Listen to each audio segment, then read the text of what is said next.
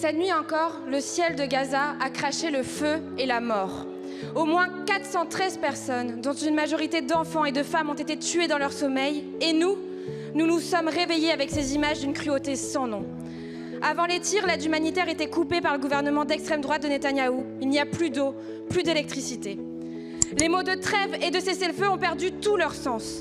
Et il y a 4 jours seulement, des députés, d'anciens ministres faisaient un déplacement de la honte pour fraterniser avec des criminels de guerre et s'afficher avec David Azoulay, armé, qui rêve de vider Gaza comme à Auschwitz. Aucun mot pour les près de 50 000 morts palestiniens, dont les noms disparaissent dans la poussière.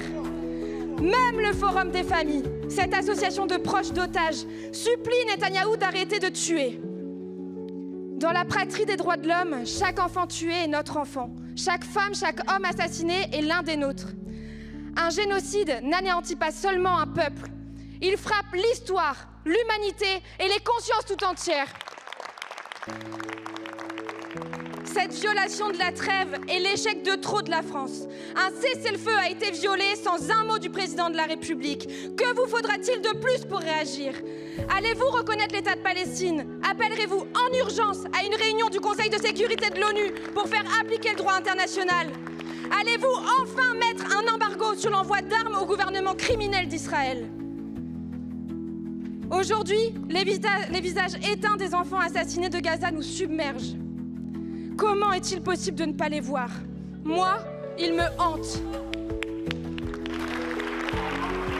Ce cessez-le-feu, en tout cas dans sa première phase, est effectivement aujourd'hui en grave danger. D'abord parce que le 2 mars dernier, Israël a décidé d'interrompre l'accès de l'aide humanitaire à Gaza, que le 9 mars dernier, les autorités israéliennes ont interrompu la dernière ligne d'alimentation électrique vers l'enclave et qu'hier, des frappes israéliennes ont fait perdre la vie à plusieurs centaines de victimes ou en centaines de civils innocents.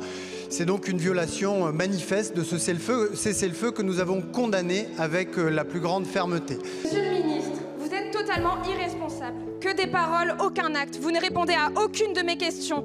Vous êtes complice devant l'histoire. Mais rendez-vous compte, des enfants meurent. 413 civils hier ont perdu la vie. Ils n'ont pas juste fait un déplacement, ils ont posé avec quelqu'un qui appelle à ce que Gaza soit comme Auschwitz.